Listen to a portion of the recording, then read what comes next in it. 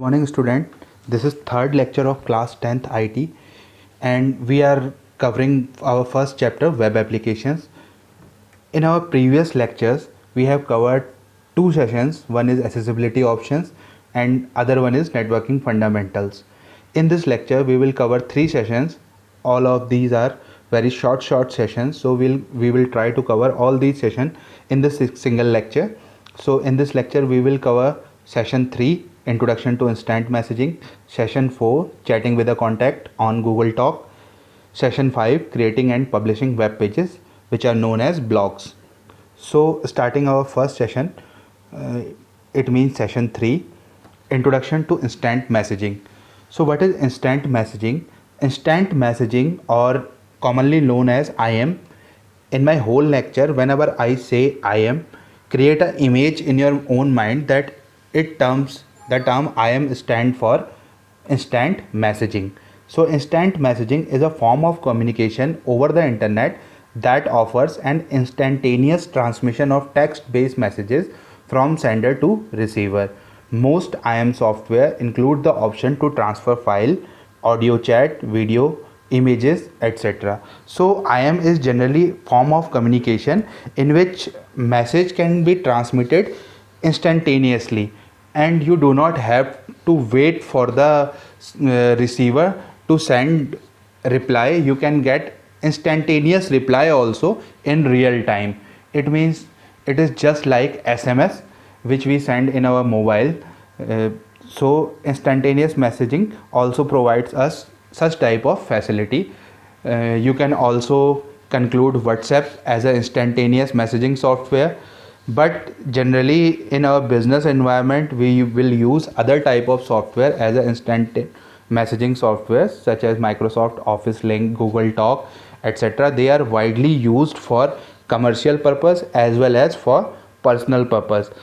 Now the basic thing is what are the requirement for audio and video chat by using instant messaging software. So this requirement is very simple. The first requirement is microphone, headset or speaker, and a web camera. So instant messaging software is unlike email and other messaging software. It occurs in real time and it provides the response from participant spontaneously. It means it take very less time to get response from the user and from the sender also. Now there are key features of IM. IM means instant messaging software. So text message can be sent from one person to another, similar to SMS. Audio calling and conferencing, you can also generate audio calling and conferencing by using IM. Video calling and conferencing, you can also do video calling and conferencing. You can also transfer file by using IM. You can see your message history, or the messages which you have sent can be saved for future reference. One more use is you can also share your screen by using instant messaging softwares. For example, Microsoft Link. If you are using Microsoft Link, then you will be able to share your monitor along with other. And there is also one option that if you want to give right to work on your system to another user, then it makes you capable to also provide right to another person so that they can work on your system from their system. Instant messaging account. For example, if you are working on Google Talk, then you require a Gmail account, which is a basic requirement for instant messaging. One of the basic requirement is instant messaging account. Without having instant messaging account, you can't use IM software. Participant messaging to each other needs to be signed into the same instant messaging software. To use instant messaging software, a user must have a valid IM account, instant messaging account. If you do not have instant messaging account, then the software do not allow you to log in, and without having login, you are not able to work on the IM software. So it requires a valid IM account. Now types of instant messaging software. There are two types of instant messaging software. One is application based and other one is web based. Application based softwares means softwares which are downloaded on your own system, installed, and then you can use these softwares from your system itself, such as Google Talk, Yahoo Messenger, Skype, Windows Live Messenger, Rediff, etc. And web based software use web browser to run, such as you can also use Google Talk by using web browser. You can also use Yahoo Messenger by using web browser. Meebo and IMO are also examples of software which works on web browser. So there are generally two kind of software. One is application based and one is web based. Application based softwares are those softwares which are downloaded and installed on the system of user itself, and the web based system softwares are those softwares which you can use by using web browser. They can run only in web browser. Creating an instant messaging account on Google Talk. Now in this chapter we will more precisely talk on Google Talk. So Google Talk is an instant messaging service that provides both text and voice communication, developed by Google Inc. Google Talk can also be used for making video call and view update from Gmail mailbox. As we have discussed earlier that for using Google Talk you need a specific Google ID, and you can also use Gmail ID here because Gmail is a product of Google. So the email ID which was provided to you by Google is Gmail. So before using Google Talk you have to create your own Gmail ID by going to Gmail login. Before using Google Talk, a Gmail account is required. Google Talk is free and available as application based and web based software. So Google Talk is a free software. You can use it as an application based by downloading it from the internet and installing it on your own system, or you can use it as an application based software by running on your browser itself. So what are the steps to use Google Talk? If you have Google Talk installed on your system, then click start on your computer, then go to all programs, then search Google Talk and simply click on it. It will open Google Talk in front of you. Then by signing in on the Google Talk by using your Gmail ID, you will be able to get connected to instant messaging software. Now our next session is chatting with a contact in Google Talk. So in this session we will generally discuss about what are the rules and etiquette to chat on using instant messaging software or on an instant messaging software. So there are some general rules and etiquettes which needs to be followed while chatting.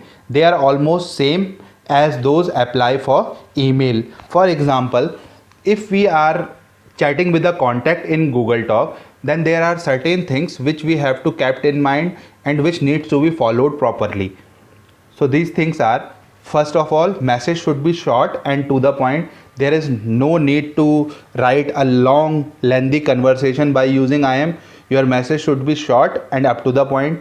Always introduce yourself by name if your screen name does not reflect it. There is an option in Google Talk that you can off your screen name. If your screen name is not on, then introduce yourself before conversation by your name. It is a general etiquette to talk with anybody.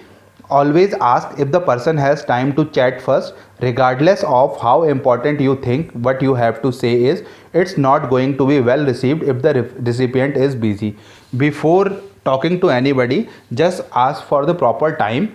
Otherwise, if you are saying something very important and the recipient is busy somewhere else, then your important task cannot be completed successfully. So before talking to anybody by using instant messaging software, generally ask for a proper time. In a business environment, know exactly what you want to discuss. If you are working in a business environment, then it's need to be generally noted what you need to be discussed first, because there is not enough time to talk about anything else. So the point is appropriate, short and precise. Typing your message in uppercase is extremely rude. It is considered shouting and very aggressive. So don't try to message in other font, in a stylish font. Just write it in a simple font and in lowercase, because uppercase seems to be very rude while doing business conversations. Give people time to respond. Multiple questions sent to a recipient before they had a chance to answer can seem more like an interrogation rather than a conversation. So if you are chatting with anybody, then give time to respond. Do not ask multiple questions at a single time, because if you are asked multiple questions at a single time, it seems to be look like a interrogation. It seems like you are interrogating someone, and it doesn't seem like a conversation. So try to make your conversation beneficial for both sender and receiver. Whenever possible, give the person you are communicating with your undivided attention. Always provide the recipient undivided attention, because if you will generally busy in chatting with 2-3 more person, then it divides your attention, and it might be possible that you miss an important point in the other person's message, or lose the gist of conversation. For example, if you are chatting with someone else, then it might be possible that you miss an important point during the conversation, and it would be harmful for you if you are working in a well planned business environment. Next point is, it is important to properly end an I am conversation. So if you are leaving a I am conversation, then it needs to be properly ended with a salutation, so that the person will not wait for you while you are off doing other things. They may be sitting there staring at the screen waiting for the further communication from you. If you do not end communication in a proper way, then it might be possible that the person is continuously waiting for your message, and it may made him annoyed. So before leaving the conversation, properly end the conversation. These are some rules and etiquettes which needs to be followed while conversation on IM software, instant messaging software. Our next session is creating and publishing web pages, commonly known as blogs. So blogs are generally web pages which are used by non-technical users for creating personal web pages. For example, if a person is non-technical, then he might not be able to create website on its own. So for such kind of persons, there must be available blogging sites by which they can create their own web pages. A blog is similar to an online personal diary and similar to use. Just like you use your online personal diary, you can use blog to write anything on it. A blog is used to convey messages, event, news, announcement, etc. You can convey any kind of messages, or you can tell about events, you can tell about news, or you can also use it for announcement, etc. Blogs are usually managed through web browsers which needs an internet connection. A blog can also be created through offline blog software and later publish the content when the internet connection is available. So blogs are usually managed by a web browser, or you can install some blogging software on your computer system by which you can write blog on. Later on, when internet is available to your computer system, it can directly post on the website from where you are using blogging service. So some websites that offer blogging services are www.blogger.com, wordpress.com, weebly.com, blog.com, blogsome.com. So for blogging purpose, you also require an blogging account by which you can log in on your blog account, and you have some specified permissions that you can use your blogging account. Before we start using a blog account is required. To create one, we need a web browser and an internet connection. So what are the steps to create blog account? So first step is open the web browser. Second step is, on the address bar, the bar on which you wrote www.google.com, on that address bar generally write signup.wordpress.com. In this lecture we will generally talking about WordPress. You can use other website also, so we are using WordPress. So write https signup.wordpress.com. https stands for hypertext transfer protocol, and S stands for security.